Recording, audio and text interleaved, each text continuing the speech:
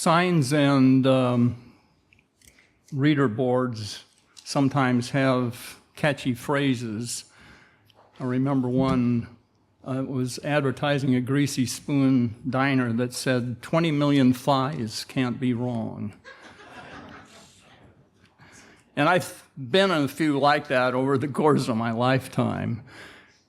2.2 billion Christians, approximately, and I don't know where Wikipedia came up with that and what all it includes, if it includes us or not. In any event, even if it did, we'd be a very, very minor part of that equation. In 3 days, most of them are going to be celebrating.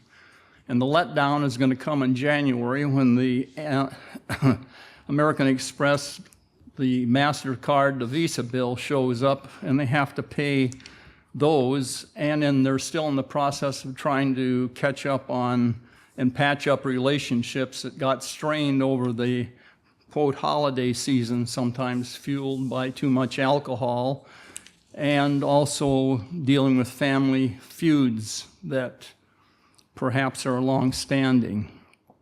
Well, this time of the year, it gets dark early and tends to be gloomy because of our short days and, of course, the gray weather here and our abundant rainfall.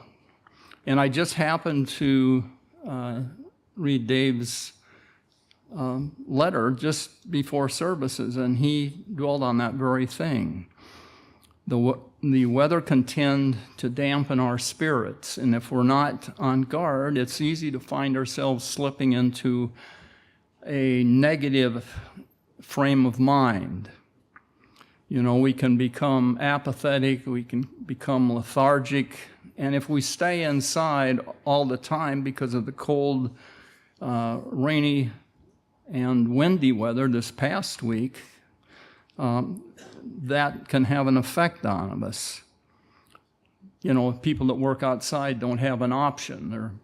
They have to be out there. But I think we all realize that if you have a positive attitude about any kind of a situation, it can have a tremendous effect on how you deal with conditions like this, the weather being one and other things as well. So when weather conditions around us change, it doesn't necessarily have to affect us adversely when we confront it in a positive manner. Our positive thoughts can help to counteract the effect of the weather on us. Turn to John 10, verse 10. John 10, verse 10. Jesus is talking here. He said, "The thief comes not but for to steal and to kill and to destroy. I am come that they might have life and that they might have it more abundantly." So when someone's going to steal, they don't have very good intentions. They're there to harm and destroy. They're not come to do you good. On the other hand, Jesus is presenting the opposite. He has come to give you a chance to have eternal life as well as a good physical life. You know, I don't know who coined the phrase, which you may have heard, but it said, God does not add years to your life, but life to your ears or your years. You know, it isn't our chronological age that defines our life, but it's the quality of the time that we spend during those years that does. Long age, be it 115, does not necessarily equate to someone that dies when they're 45, depending upon what elapsed during that period of time. So the time doesn't mean a lot. Turn to 3 John 1, verse 2. 3 John 1, verse 2. Another scripture relating to this. "Beloved, I wish above all things that thou mayest prosper and be in health, even as thy soul prospereth." So here we're told that we're destined, if we want, to prosper and to have good health.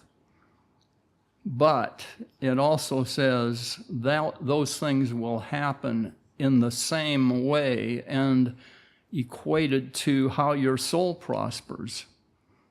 So there's a great deal hinging upon what's going on up here in your mind.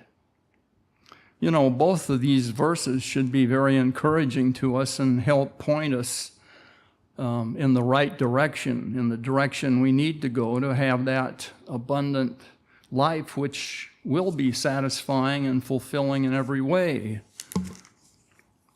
So, if the weather gets us down, are there ways to counteract its effects and help us eradicate that often gloomy state of mind that accompanies that? Well, there's some things you can do, you know. Have you ever considered making any changes in your habits to help get you out of a rut? You know, how did you enjoy your ride to church today? Did you even notice it? You know, sometimes we do things in such a just a stagnant manner of doing that, and it becomes so monotonous. It's like you put your car in cruise control and you put your brain in cruise control as well. And 30 minutes later, 60 minutes later, more than that, you drive into the parking lot and you can't remember a single detail of your trip.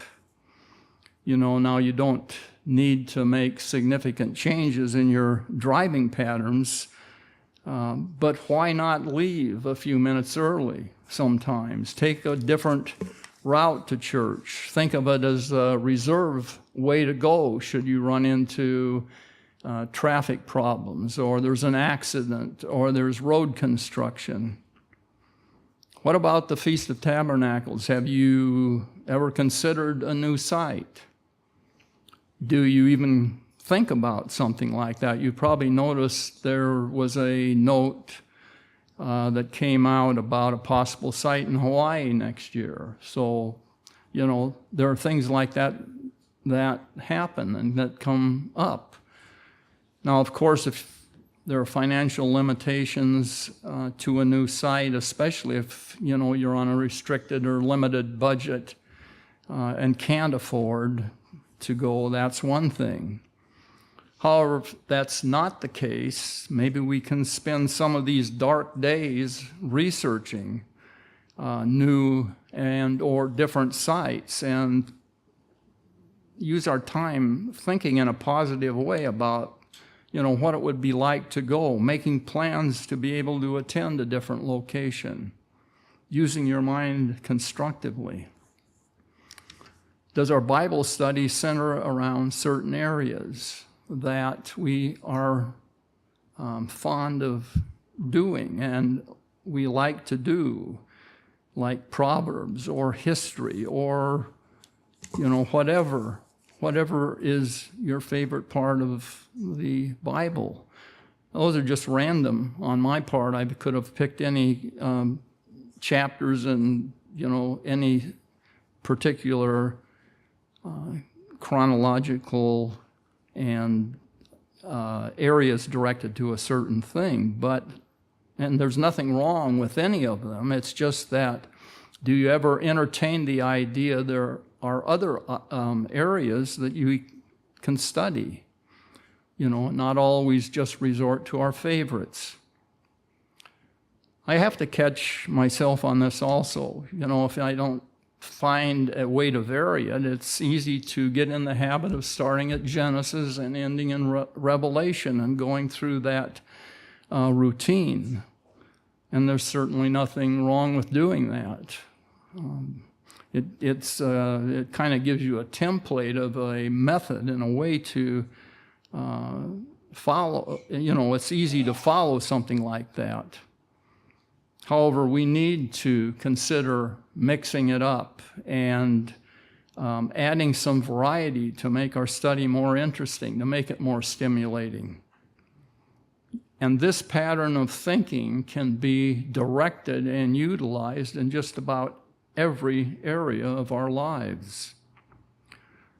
Sometimes in order to, jumpstart our creative thinking, it may be helpful for us to think about our childhood and some of the things we did as children. Turn to Matthew 18. Matthew 18, verse 2. Where Jesus called a little child unto him and set him in the midst of them, and said, Verily, I say unto you, except you be converted and become as little children, you shall not enter into the kingdom of heaven. And continuing that same thought in Matthew 19, verse 13, the next chapter, Matthew 19:13, then were there brought unto him little children, that he should put his hands on them and pray. And the disciples rebuked them. But Jesus said, Suffer little children, and forbid them not to come unto me, for of such is the kingdom of heaven. And of course, we've heard these verses numerous times. If we're told to become childlike, to be converted, to be open, to be spontaneous, to be willing, to have these childlike qualities, as far as our conversion is concerned, doesn't it stand to follow that we can certainly use some of these same characteristics we possessed when we were little children to use and enhance our adult lives? If you think carefully about it, I'm sure you all will be able to remember that some of the most elementary and or simple things you did as children gave you the greatest enjoyment. My brother was 7 years younger than me, so our interests were totally different. And since we lived on a farm 2.5 miles out of town, our options were limited as well. To offset this, I had to create my own activities. One of my favorite that I remember was throwing an old leather football up on the roof of the garage that had a fairly steep pitch, and then trying to catch it when it came back down. The leather ball was very slippery when it was wet, and the shake roofs were also equally as slippery. So when that ball came back down, if it had any water or any dampness on it at all, it was like trying to, catch a pig in a mud, one of these big mud pools they have where that's what you're trying to do. It was very, very slippery. And to make the game interesting, I'd play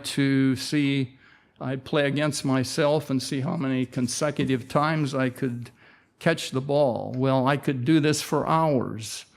And it was very inexpensive and a simple thing to do, but it gave me a great way to exercise as well as it was very enjoyable. It was fun. The only downside was getting soaked if it was raining, and then I had to hear Mom yelling at me, John, you're going to go, get sick and miss school. So I always had to be aware of that. But often, it was simple things like this that gave you great enjoyment and satisfaction without a lot of expense. If we translate that thinking and approach to the things we do in our adult lives, it can also be as beneficial now.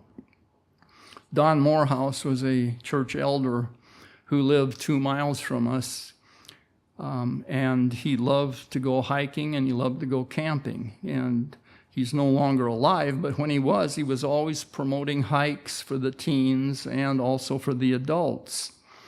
And because we were friends, he could easily twist my arm to go hiking, despite the fact that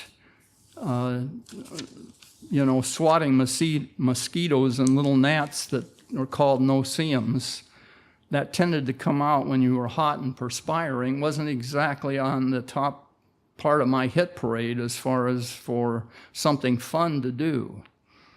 However, some of the funniest things that occurred during those hikes are among some of my favorite memories. But no, that doesn't mean I'm going to sign up for an encore performance. And after all, age has got to have some benefits. Anyway, consider making some changes in your habits to help you if you feel that you're in a rut. If you think back to when you were a child, you probably will remember that it was often simple things which gave you the greatest pleasure and the greatest enjoyment.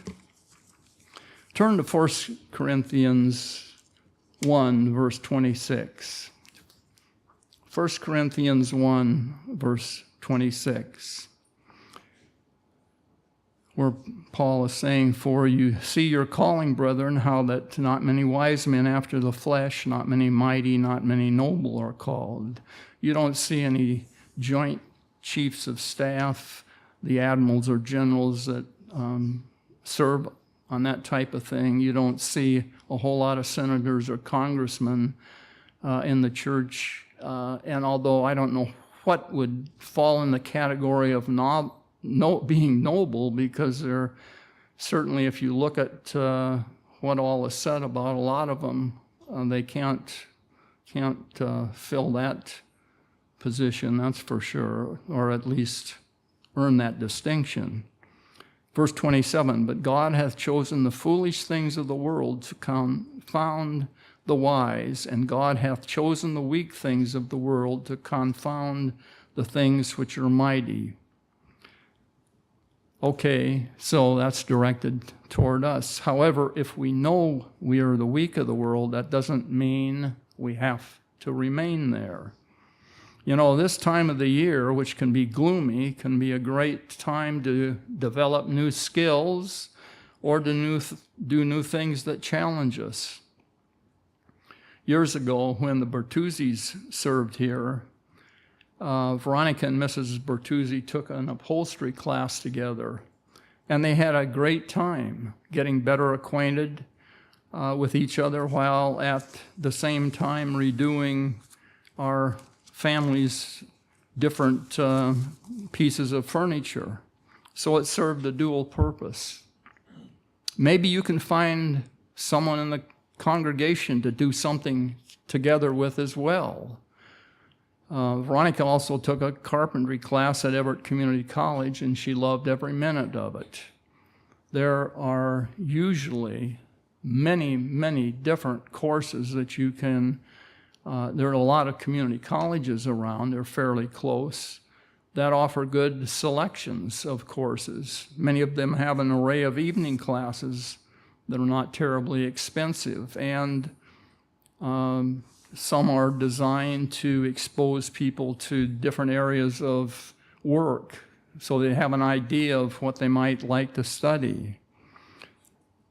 Now, I realize that after a hard day's work, there are a lot of adults who that's the last thing they want to do, something like that. And I'm just mentioning it as an idea. If it's something that fits, fine, but if not, don't worry about it.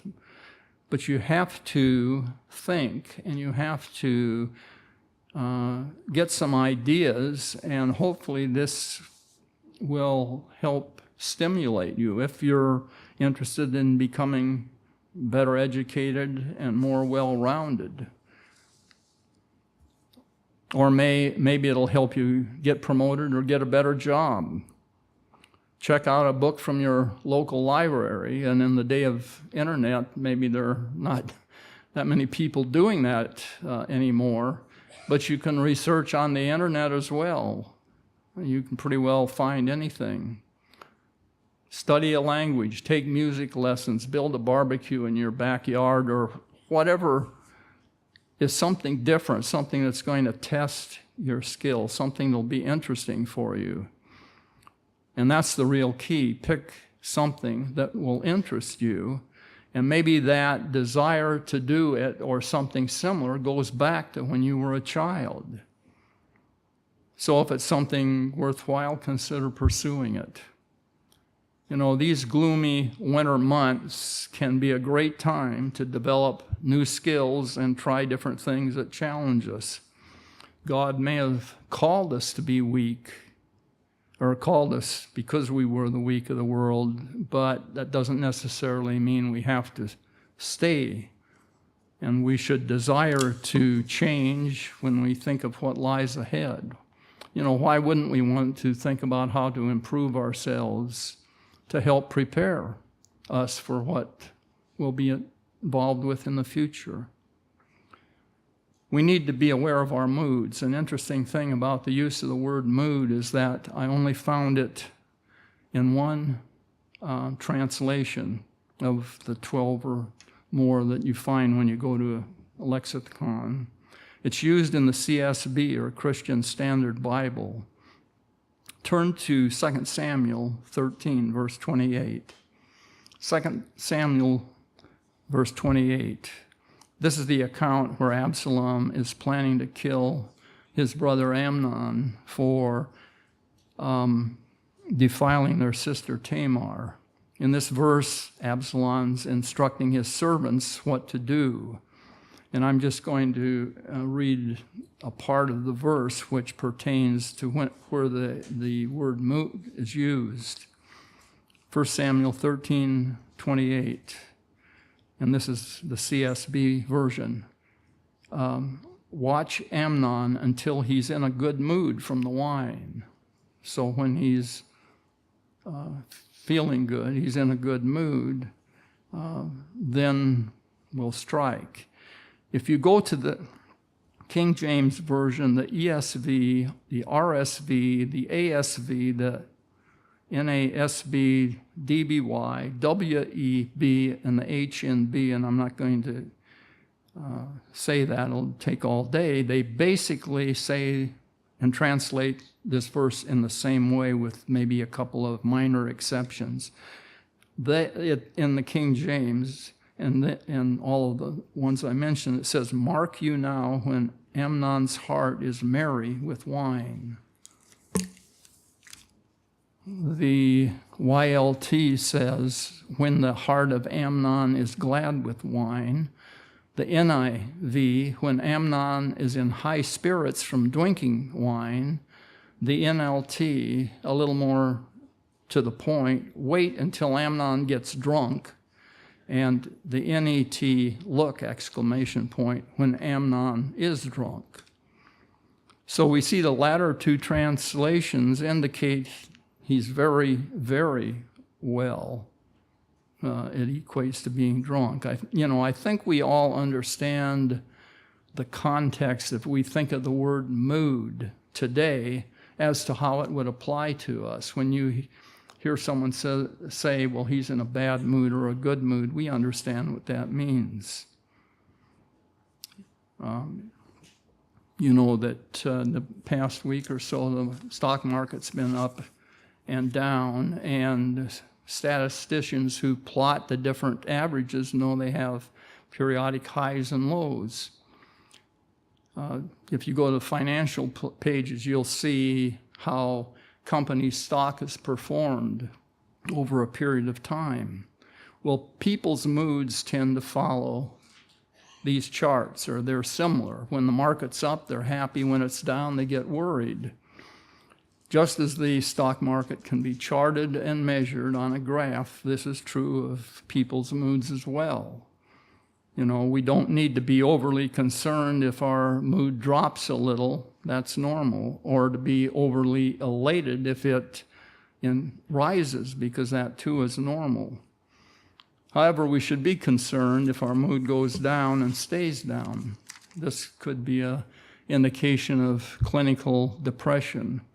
And sometimes women experience this during menopause due to hormonal imbalance.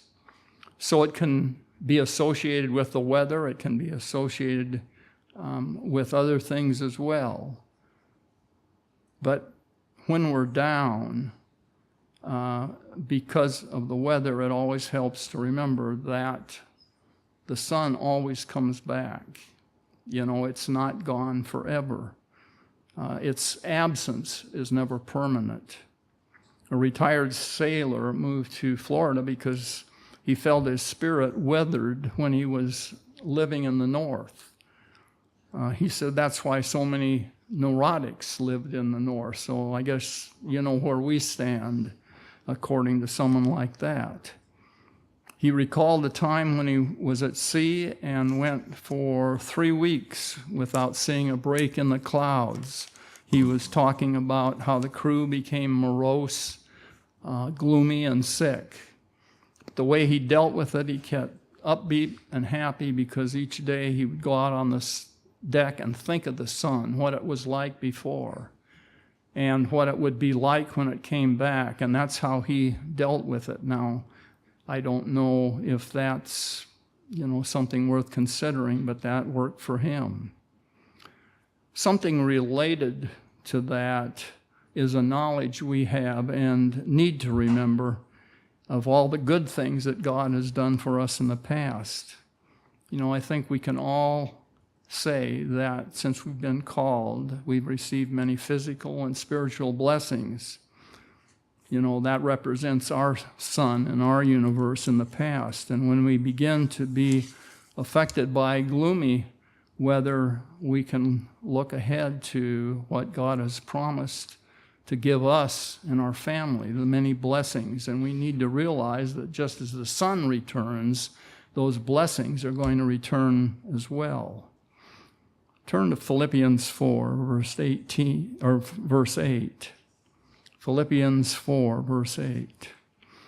Finally, brethren, whatsoever things are true, whatsoever things are honest, whatsoever things are just, whatsoever things are pure, whatsoever things are lovely, not only lovely on the exterior, but in here as well, what's inside of us. If there be any virtue or if there be any praise, think on these things. That's a pretty tall order. I could have said just the opposite, but for the sake of time, I didn't go through those. It's like when you are in the checkout stand at any grocery store and you look at all of the magazines that are displayed there and all of the negative things, for the most part, that are on the covers of those magazines. That's not the type of thing you want to dwell on or spend a lot of time considering. When we harbor negative thoughts, we're like a defective record that goes around and gets stuck in one place, repeating itself continually. How many of us can't get a good night's sleep because we lie there and say, maybe, and not out loud, but in our mind, my boss, my spouse, my children, my minister, they don't understand me. My spouse lies there snoring, getting a good night's sleep, and here I'm tossing and turning, that louse. When and if that happens, get up and turn the lights on, but not in the bedroom, in the kitchen. Make yourself a peanut butter and banana sandwich, and I personally like that combination, but for some it may not work. If you're going to be awake, let it be from an upset stomach, because maybe it'll distract you enough so you can go back and go to sleep. And a good night's sleep usually is a major help to solving problems. Anyway, during these times, and I'm talking about the times I mentioned at first, the gloomy weather we're experiencing now, the times when you're blue, the times when you're down. Think about the fact the sun's coming back. You can count on that. And think of things that will help buoy you up. The sun's permanent and always returns, even if it may not seem like it sometimes. Clear your mind of negative things that can take a toll on your life. You know, some of these suggestions may seem too simple, but they can produce great results. Take a new way home from church tonight. Don't allow yourself to let gloomy weather get the best of you. You know, I like to think about the beautiful, lush green foliage we enjoy because of the rain. Your Father wants you to have an interesting, exciting, rich, and rewarding life. So don't let gloomy weather stop you from enjoying it. Try some of these suggestions and expand your horizons. After all, you have absolutely nothing to lose.